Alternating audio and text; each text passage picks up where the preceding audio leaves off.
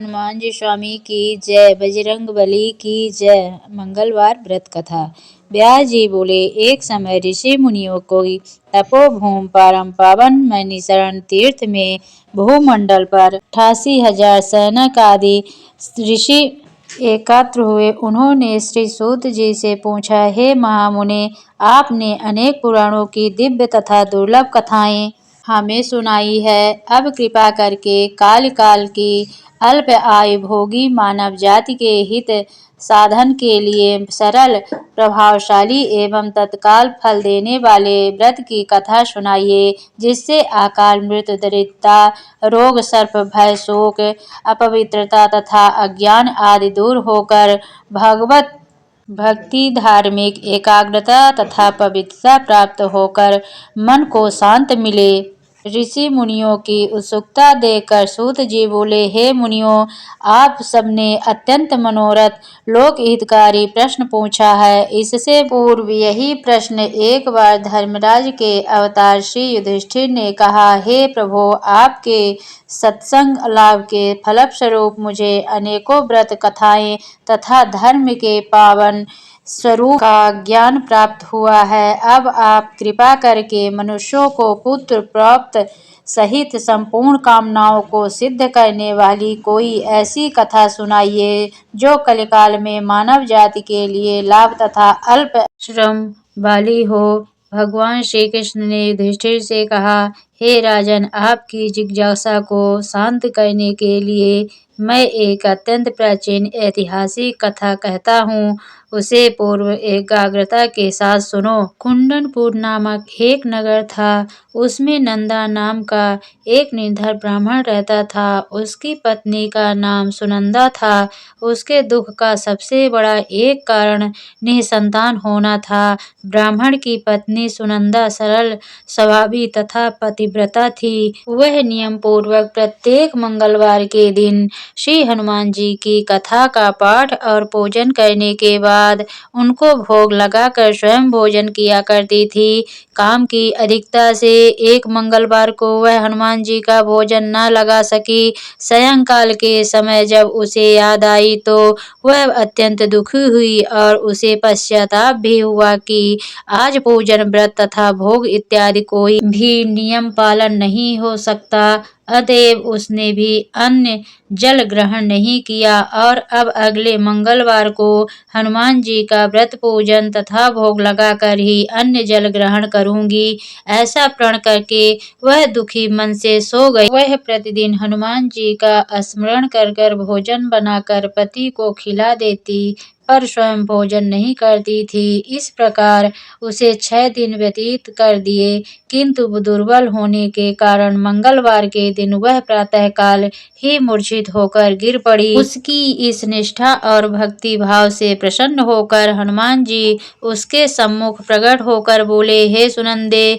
मैं तेरे भक्ति भाव से अत्यंत प्रसन्न हूँ, तू वर मांग। सुनंदा बोली, हे भगवान, मेरे कोई संतान नहीं है, अतएव कृपा करके मुझे संतान प्राप्ति का वर दें। श्री हनुमान जी बोले, तेरी अभिलाषा पूर्ण होगी और तुझे ऐसी कन्या रत्न की प्राप्ति होगी जिसके अष्टांग तुझे प्रतिदिन सोना दिया करेंगे। ऐसा वर देकर हनुमान जी अंतर्ध्यान हो गए। श्री हनुमान जी की कृपा से वह ब्राह्मणी यथा समय गर्भवती हुई और 10वें महीने में उसे कन्या रूपी रत्न की प्राप्ति हुई। 10वें दिन ब्राह्मण ने कुल पुरोहित को बुलाकर कन्या का नामकरण संस्कार कराया। पुरोहित ने जन्म, नक्षत्र तथा राशि के अनुसार कन्या का नामकरण स्वर्णा रखा। कन्या के पूर्व जन्म के संस्कार बड़े उत्तम थे और उनसे पहले जन्म में मंगल देव का विधि विधान से व्रत व पूजन किया था। कन्या के अष्टांगों से प्रतिदिन काफी सोना मिलने के कारण वह ब्राह्मण अत्यंत धनवान होने के साथ साथ अभिमानी हो गया। प्रकृति के विकास गति के अनुसार जैसे शुक्ल पक्ष का चंद्रमा बढ़ता है, उस प्रकार कन्या भी प्रतिदिन बढ़ने लगी। एक दिन सुनंदा ने अनुभव किया कि कन्या विवाह योग्य हो गई है, अतएव उसने पति से कहा कि किसी योग्य सुंदर वर को देखकर अपनी पुत्री का स्वर्णा का विवाह कर दे, क्योंकि शास्त्रीय विधान के अनुसार 8 वर्ष की गौरी, 9 वर्ष की रोहिणी तथा 10 वर्ष की कन्या राज्यशला मानी गई है। गौरी के दान से पाताल लोक तथा रोहिणी के दान से वैकुंठ लोक की प्राप्ति होती है, किंतु राज्यशला कन्या का दान शास्त्र विरुद्ध होने से घोर नरक की प्राप्ति होती है।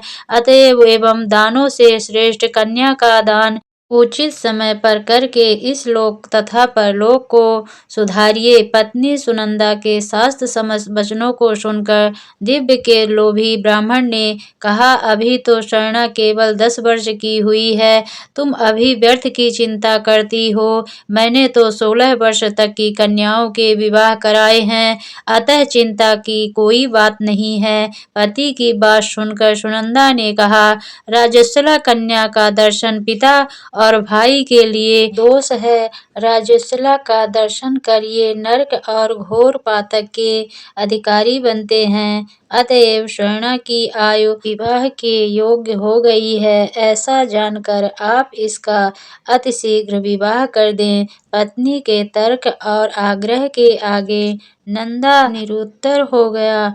उसने कहा, मैं कल से ही उपयुक्त वर ढूंढना प्रारंभ कर देता हूँ। मैं स्वयं भी वर ढूंढने के लिए निकलूंगा तथा दूत को भी इस कार्य में लगाऊंगा।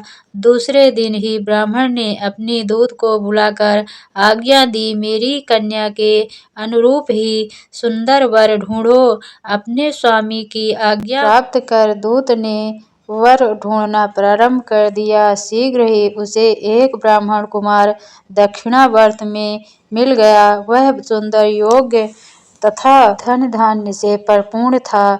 दूत ने अपने स्वामी को सूचित किया तो नंदा ने जाकर स्वयं अपने भावी दामाद का निरीक्षण किया। उसे सब प्रकार से योग्य पाकर नंदा संतुष्ट हो गया और शीघ्र ही उसने अपनी सर्वगुण संपन्न कन्या का विवाह उससे करा दिया। कन्यादान में नंदा ने सब प्रकार के धन धान्य दिए। कन्या का विवाह कर पति पत्नी ने अपने को बड़ा ही और सौभाग्यशाली अनुभव किया, किंतु शीघ्र ही नंदा की मन स्थिति बदल गई।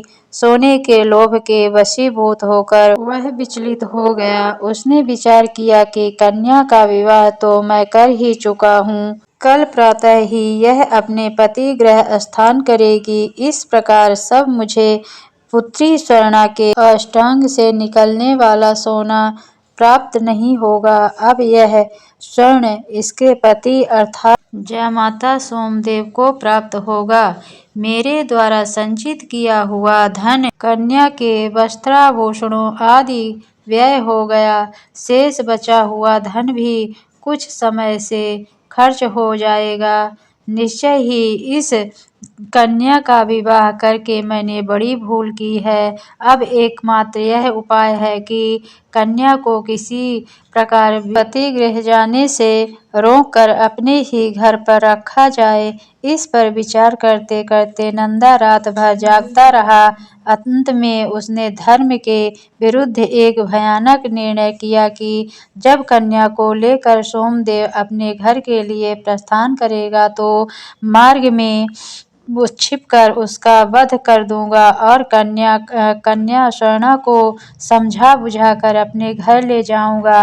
विधवा निराश्रय पुत्री को घर में रखने के कारण समाज में मेरी निंदा करेगा और स्वर्णा से मुझे पहले की तरह नियमित सोना प्राप्त होने लगेगा।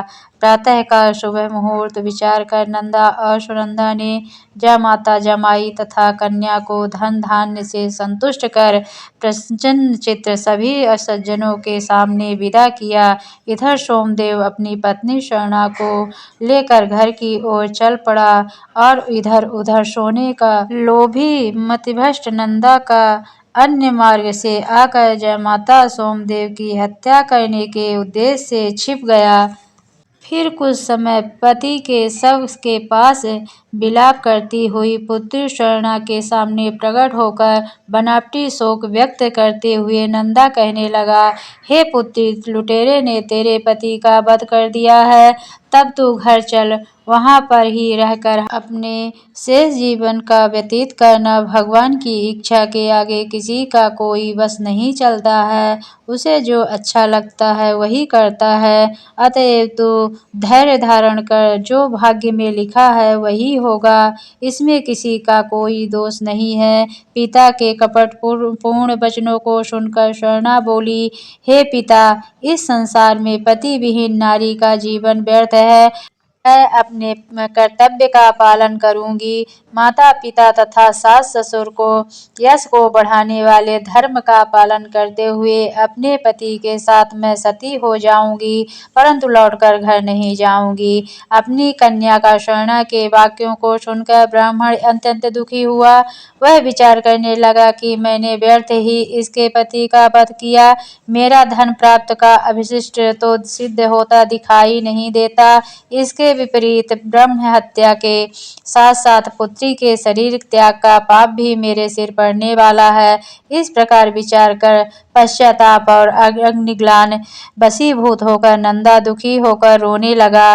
विवश होकर सोमेश्वर की चिता बनाई गई। फिर स्वर्णा 16 श्रृंगार कर पति का सिर गोद में रखकर चिता पर बैठ गई। जैसे ही सोमदेव को शव को मुखाग्नि दी गई, वैसे ही प्रसन्न होकर मंगल देव प्रकट हो गए और बोले, हे स्वर्णा, तेरे पति भक्ति से अत्यंत प्रसन्न हूँ, अतएव तू मनवांछित वर मांग। मंगल देव को प्रकट देखकर स्वर्णा ने भक्ति भाव से उन्हें प्रणाम किया। फिर विनम्रता से होकर बोली, हे मंगल देव, यदि आप मुझ पर प्रसन्न हैं तो मेरे पति का पुनर्जीवन दान देकर मेरा यह लोक तथा परलोक में सार्थक करें। श्री मंगल देव ने ये वस्तु कहा और बोले, स्वर्णा, तेरा पति पुनः जीवित होकर अजर अमर तथा महाविद्वान हो जाएगा। इसके अतिरिक्त तू और भी कुछ मांगना चाहती है तो मांग ले। स्वर्णा बोली, हे मंगल हरने वाले मंगलकारी ग्रहों के स्वामी, यदि आप मुझ पर प्रसन्न हैं तो यह वरदान भी दें कि कृपा करके जो प्राणी मंगलवार के दिन विधि विधान से भक्ति पूर्वक आपका पूजन करे और धूप दीप नैवेद्य लाल फूल पुष्प तथा लाल चंदन अर्पित करेगा, वह सभी प्रकार के सांसारिक दुखों से मुक्त होकर सुखी जीवन व्यतीत करे। रोग शोक ताप स्वजनों का वियोग अग्नि तथा सर्प आदि उसे कदापि न सतावे। मंगलवार का व्रत करने वाली स्त्री कभी विधवा न होकर अटल सौभाग्यवती रहे तथा पुत्र पौत्र से युक्त सुखी जीवन व्यतीत करे। मंगल देव तथास्तु कहकर अंतर्ध्यान हो गए। मंगल देव की कृपा से सोमदेव जीवित हो गया। स्वर्णा अपने पति को पुनः प्राप्त कर अत्यंत प्रसन्न हुई। तत्पश्चात सभी अमंगलों का नाश करने वाले मंगल देव का विधि विधान से पूजन व व्रत का पालन करते हुए पति पत्नी जीवन व्यतीत करने लगे। यहीं पर ये कथा समाप्त होती है। हनुमान जी स्वामी की जय।